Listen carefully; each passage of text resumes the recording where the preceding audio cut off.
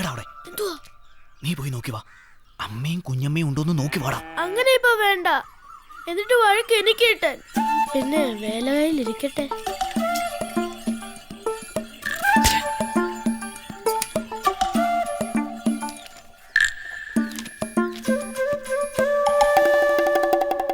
പപ്പു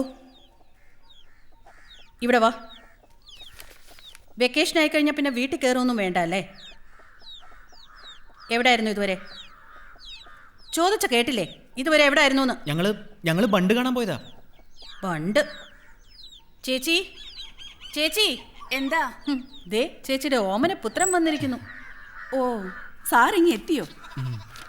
ഇനി നമ്മുടെ ഒരു സന്തതി ഉണ്ടായിരുന്നല്ലോ, അവൻ എവിടാന്നാ?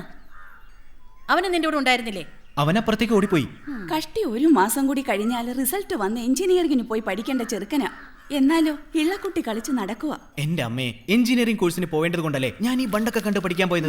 ബണ്ട് പഠിക്കാൻ പോയിരിക്കുന്നു. ചെറുക്ക, ഞാൻ വെച്ചു തരും കേട്ടോ. പകല് മുഴുവൻ വറപട്ടിണിയായിരുന്നു എന്ന് കണ്ടാൽ അറിയാം. വേണമെങ്കിൽ എന്തെങ്കിലും പോയി വാങ്ങിച്ച് കഴിക്കേ. പപ്പുവിന് ഓർമ്മ വെച്ച പിന്നെ ഇതാദ്യമല്ലേ ഇത്ര നീണ്ടൊരു താമസത്തിന് ഇവിടെ വന്നേക്കുന്നത്. അപ്പൊ പിന്നെ അവനെല്ലാം നല്ല കൗതുകമല്ലേ? അല്ല, ചേച്ചി പോലും നാട്ടിലിറങ്ങിയ ഒത്തിരി പുതുമകളായിരിക്കും. ഓ, എന്റെ പുതുമയൊക്കെ പെട്ടെന്ന് അങ്ങ് തീരില്ലേ? ഇനി ശിഷ്ടകാലം ഇവിടെ തന്നെയാകുമ്പോ ഒത്തിരി കാലം ഇവിടം വിട്ടു നിന്നതിന്റെ ശീലക്കേടൊക്കെ അങ്ങ് തീരും. കാണാം പപ്പു പോയി കഴിഞ്ഞ.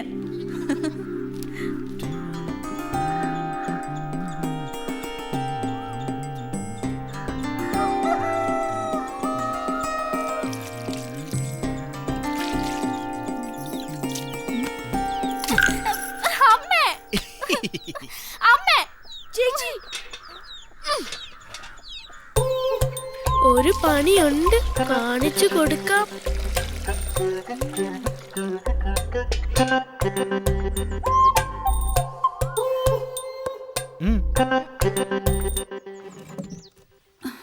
എടാ എഞ്ചിനീയറെ, ഇനി എന്നാടാ നിനക്കൊരു പാകത വരുന്നേ? എപ്പോഴും ആ ഇളയ പെണ്ണിനെ ഉപദ്രവിച്ച് കരയിച്ചോളും. നാണമില്ലേ നിനക്ക്? അതൊക്കെ അങ്ങ് മാറത്തില്ലയോ? ഒന്ന് ടൗണിൽ പോയി 3 മാസം കഴിഞ്ഞ് കാണാം ആളങ്ങ് മാറി വലിയ എഞ്ചിനീയറായി വരുന്നത്.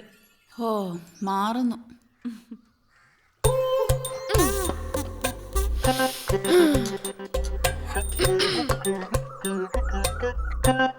ചമ്മന്തിയില്ലേ?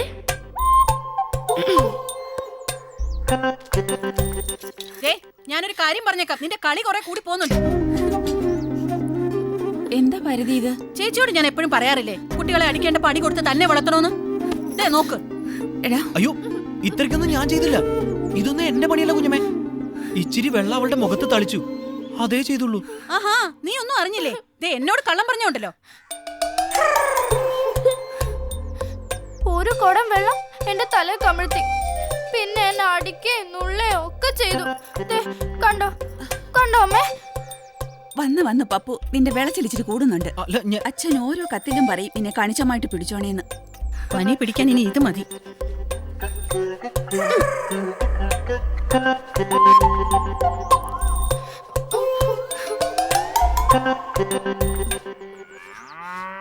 വാ. അയ്യോ, ഓടിക്കോ, ഓടിക്കോ.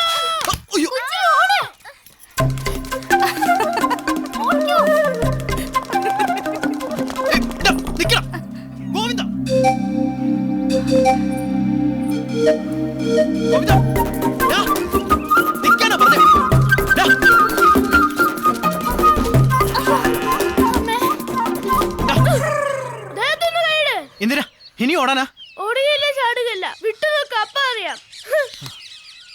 നീ എന്തിനാ ശാന്തിയുടെ തലയിൽ വെള്ളം കോരി ഒഴിച്ചത്? എന്നെ തല വിളിക്കാനാ? ഇതെല്ലാം ഈ കുഞ്ചിന്റെ പണിയാ. ആണോ? ഇത് പച്ചക്കള്ള, ഞാൻ കണ്ടല്ലോ വെള്ളം കോരി ഒഴിക്കുന്നത്. എടിയടി, നീ എന്റെ അനിയത്തിയാ. നമ്മൾ രണ്ടുപേരും ഒരു ശാഖയാ. എനിക്കെതിരായിട്ട് എന്റെ കുഞ്ചി സാക്ഷി പറയരുത്. നീ കണ്ടോടി കുഞ്ചി? ഞാൻ കണ്ടതാ, എന്റെ ഈ കണ്ണുകൊണ്ട് കണ്ടതാ, സത്യം. അയ്യോ, ശരി ശരി. അയ്യോ, ഇനിയിപ്പോ കൊല്ലുന്നെങ്കിൽ കൊല്ല്, വളർത്തണമെങ്കിൽ വളർത്ത്.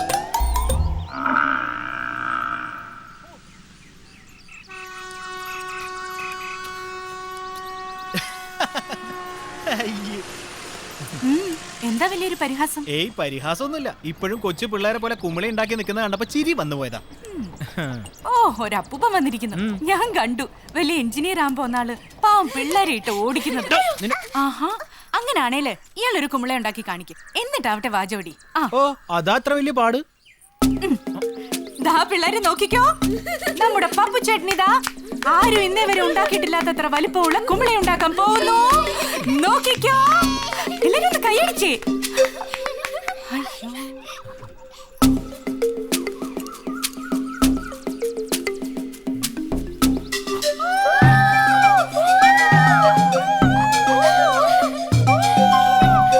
ഓ ഇതിപ്പോ അത്രയ്ക്ക് കൂടേണ്ട കാര്യമൊന്നുമില്ല. പിന്നെന്തോന്നിനാ തോറ്റത്? ആര് പറഞ്ഞു തോറ്റുന്ന്? ഒരൊറ്റ മണിക്കൂർ നേരത്തെ പ്രാക്ടീസ്. ബലൂണിന്റെ അത്ര വലുപ്പമുള്ള കുമിള ഞാൻ ഉണ്ടാക്കി കാണിക്കാം. ഓ പിന്നെ വാചകം മാത്രം. ബലൂണിന്റെ അത്രയും വലുപ്പേ. എന്തിനാ പപ്പു ഇങ്ങനെ പുളു അടിക്കുന്നേ? എല്ലാത്തിനും അതെ നിക്ക് നമുക്ക് ആ കിളിയുടെ മുട്ട വിരിഞ്ഞു നോക്കാം. വേണ്ട പപ്പു, ദിവസവും ചെന്ന് തൊട്ട് നോക്കിയാൽ അത് വിരിയത്തില്ല. അതൊക്കെ വിരിയും. വാ വന്നേ.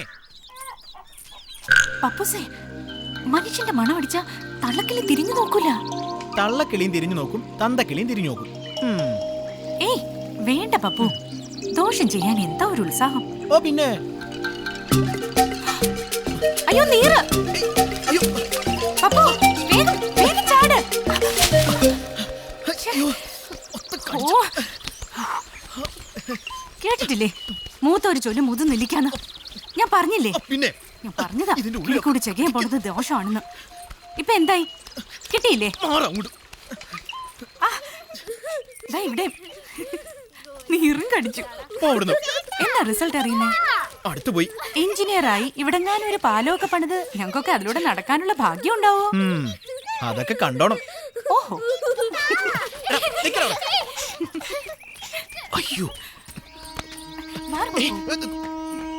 പപ്പു വാ വാ.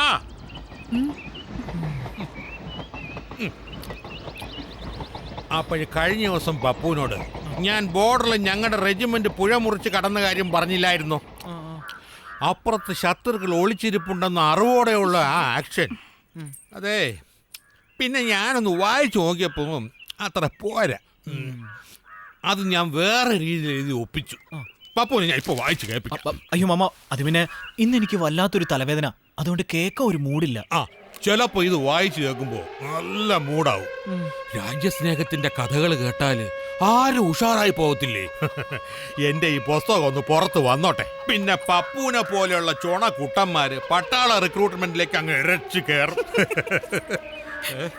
അതിന് മാമന്റെ പുസ്തകം എന്താ ഒന്ന് പുറത്തു വരുന്നത്? ഇതിപ്പോ എഴുത്ത് തുടങ്ങിയിട്ട് വർഷം 7 നിനക്കൊക്കെ എന്തോന്ന് അറിയാം? ഇത് അങ്ങനെ കളി മട്ടിൽ എഴുതി തീർക്കേണ്ട സാധനമല്ല. എന്റെ ഉടപ്പറന്നോനെ, ആ കടലാസ് അവിടെങ്ങാനും ഇട്ടിട്ട് ഒന്ന് എഴുന്നേറ്റ് വന്നാട്ടെ. 10:30 ബസ്സിന് പോയാലേ പെൻഷൻ വാങ്ങിച്ചോണ്ട് നേരത്തെ കാലത്തെ തിരിച്ചു വരാനൊക്കത്തുള്ളൂ. പറഞ്ഞേക്കാം, മാറു പിന്നെ അങ്ങോട്ട്. എടി കൊച്ചേ, 10:30-ക്കല്ല 12:30-ക്കുള്ള ബസ്സിന് പോയാലും എന്റെ പെൻഷൻ ഇരിക്കേണ്ടിടത്ത് എന്റെ ഇരിക്കും. അതെ, പട്ടാളക്കാരന്റെ പെൻഷനാ നാരായണി, എങ്ങും ഓടി പോകത്തില്ല, ആരും കൊണ്ടുപോവുകയില്ല. എനിക്ക് ചെയ്തൊന്നുമില്ല, പെൻഷൻ മാസത്തിൽ ഒരിക്കലേ ഉള്ളൂ. പറഞ്ഞേക്കാം, എന്തുവാണ് കാണിച്ചോ. രാജ്യസ്നേഹം ഇല്ലാത്ത കൂട്ടങ്ങൾ.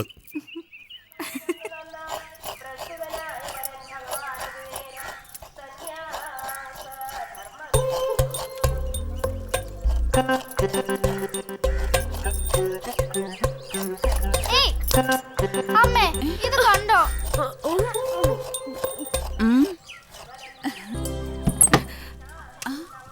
ആഹാ, വന്നല്ലോ പിറന്നാളോട്ടെ.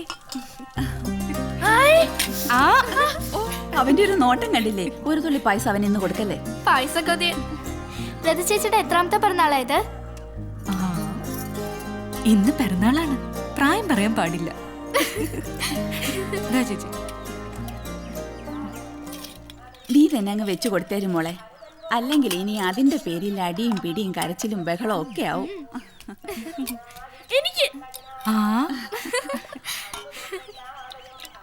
ശാന്തി, നീ ചെന്നൊരു ഗ്ലാസ് എടുത്തോണ്ട് വാ. അവന്റെ ഒരു കൊതി കണ്ടില്ലേ? എത്ര പെട്ടെന്നാ കാലം പോന്നത്. നാരായണി ചേച്ചി നിന്നെ പ്രസവിച്ചത് ഇന്നലത്തെ പോലെ ഇരിക്കുന്നു. ചേച്ചി, ഇന്ന് ഉച്ചയ്ക്ക് എല്ലാവർക്കും ഉണ്ട് നമ്മുടെ വീട്ടിലാ. അപ്പൊ ഞാനോ? അയ്യോ, സാറ് വരണ്ട, സാറ് വന്ന അവിടെ ബാക്കി ആർക്കും ഒന്നും കിട്ടൂല. ചേടാ അയ്യോ ഇനി അത് മതി വഴക്കിന്. എന്റെ പൊന്നു രതി, നീ ഇവരെയൊക്കെ കൂട്ടിക്കൊണ്ടുപോ. എനിക്കൊന്ന് സ്വൈര്യം കിട്ടണം. ആ അപ്പുറത്ത് പപ്പും കുഞ്ചിയുണ്ട്.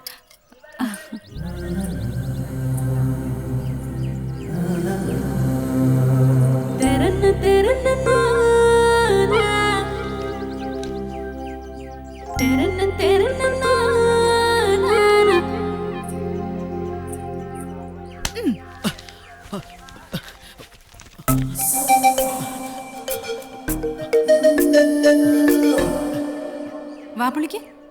ആ ആ ആ ആ കൊള്ളാം. എന്നും ഇങ്ങനെ പിറന്നാളുകൾ ഉണ്ടാവട്ടെ. എന്നിട്ട് ഞാൻ എളുപ്പം വയസ്സായിക്കോട്ടെ എന്ന്. എന്തൊരു കുശുമ്പ്. സാറിനെ ഊണിന് ക്ഷണിക്കാൻ കൂടിയാ വന്നത്. പിന്നെ ഇങ്ങനെയൊന്നും ക്ഷണിച്ചാലേ ഞാൻ വരില്ല.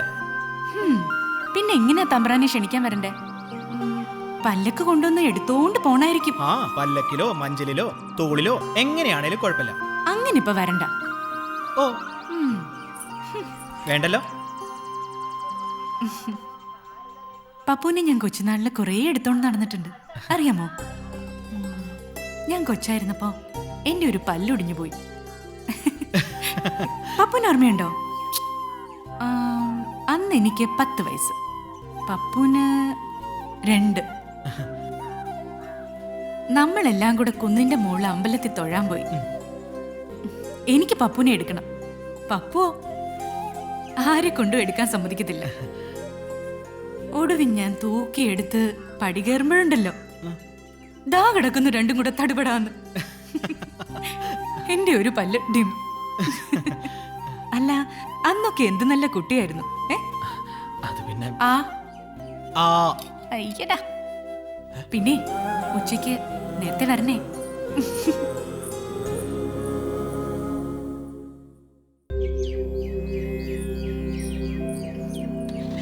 ചോറ് ചൂടാണ്.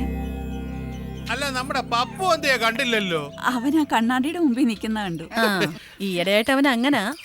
ആ വന്നല്ലോ. ആ ഇതാര് പപ്പു കുട്ടി ഭാഗവതരോ? അവന്റെ അച്ഛന്റെ ചുബായ. ഭാഗവതരെ അല്ലേ, ഇയാളിന്ന് വല്ല പെണ്ണുകാണലും കഴിഞ്ഞ് വരുവാന്നോ?